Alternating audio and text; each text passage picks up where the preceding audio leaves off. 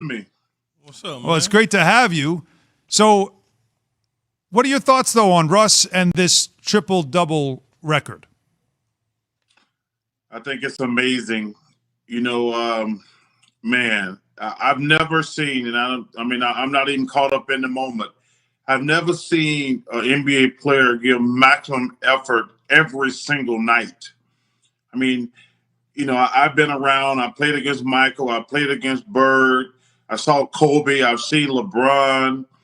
I've seen Durant. I've seen even James Harden, who's amazing. But I've never seen an NBA player give maximum effort every single night. And the thing that's scary, the guy's had like 2 or 3 major knee surgeries.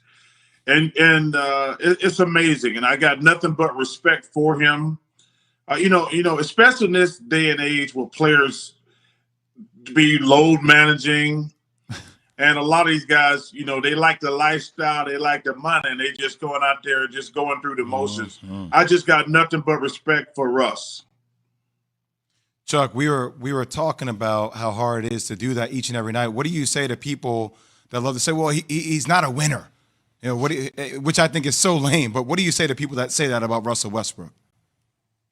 Well, are they going to say that about, they're going to say that about James Harden? Are they going to say that about Jason Tatum? Are they going to say that about every guy who hasn't won? If you're going to do that, okay. But listen, Russ, he never complains if he's on a good team or a bad team. He just goes out and work. I mean, the NBA changed with the super team investment. It is harder for other guys to win the championship now. So I don't hold that against Russ. But listen, we all want to win the championship. Let's get that out the way. But we've gotten to the point where, like, if you don't win the championship, you're a loser. Which, okay, hey, that's your opinion. But when do we get to the point that we don't admire somebody who goes to work every single day and give it all they got?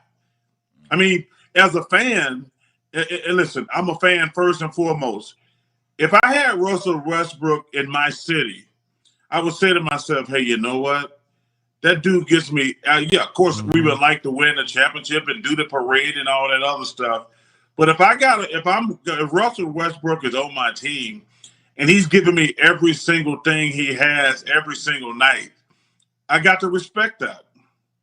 Would you say his greatest asset is his motor? Does that make sense to you when you talk about his effort he gives every night? Oh, yeah, no question. And like I say, I'm not caught up in the moment. Michael and Kobe and LeBron, first of all, those 3 guys are better players, but they don't play hard like he does every single night. And then I've heard people say, well, he stat chases. You can't chase 20 rebounds, 20 assists. You got to go out and get them. Like, you can chase 10 assists, you can chase 10 rebounds, but when you can 20, like, anybody can get 20 points. You just have to shoot it a lot, not worried about your percentage. But when you get 20 assists and 20 rebounds, you're doing some real work. That takes maximum effort. I mean, that takes maximum effort to get all those big stats. Like, the thing that's crazy, guys, all these other guys, I would like to go back and let's write down everybody's triple-doubles. 10, 10, and 10, that's still a really good triple-double. But right, yeah. But when you get 17, 15, and 17, that's on a whole nother level, in my opinion. Chuck, who should we be pointing the finger at up in Boston about what's happening up there in that implosion? All of them.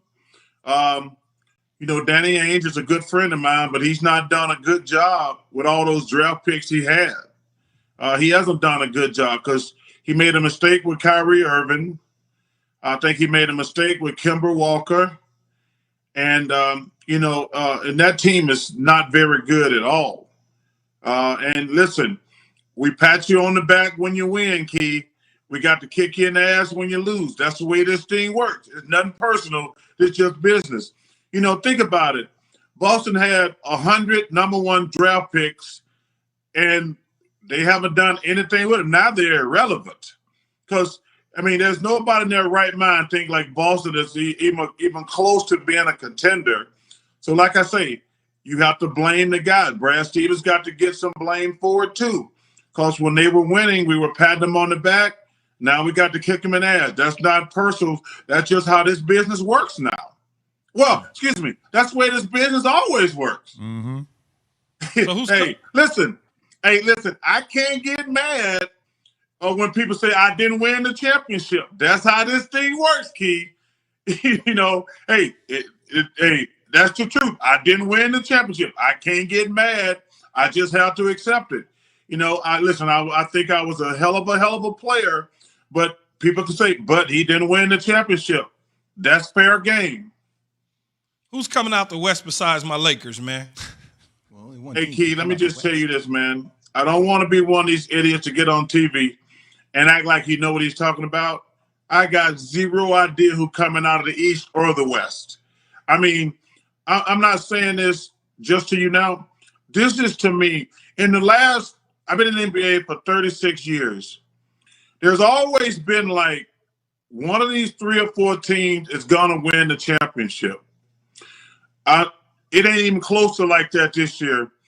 You look at the Eastern Conference, you got the West up right now. I got zero idea who's going to win the West. I mean, your Lakers, hey, first of all, they might lose the play-in game. So, hey, think about that. Yeah, I know. I mean, they might seriously. In a one-game scenario, anything can happen. But the Suns, the Jazz, the Nuggets, and the Clippers, nobody going to believe in them until they prove they can win the whole thing. I don't know if the Lakers got enough time to get healthy, but I got zero idea who's going to win the West. In the Eastern Conference, you got 3 teams. You can make an argument for any one of the 3. I personally, if I had to pick, I would go with the Bucks because I love the Tucker and the Drew Holiday additions. But man, if Brooklyn won, I don't think you'd be as shocked. I think the Sixers got a huge advantage. I said this a couple of weeks on our show. The Sixers, to me, are in the best position because they only got to beat one good team to get to the finals. The Nets and the Bucks are going to kill each other in the second round of the playoffs. That's going to be – I watched them play back-to-back last week. It was 2 of the best games I saw all year. But Philly's in the catbird seat. They only want to beat one of those teams coming out of a grueling series. But, man, I think this is going to be the most exciting playoffs ever. And like I say, you can say you're a Lakers, Keith, but you're not going to put no bass in your damn voice when you say it.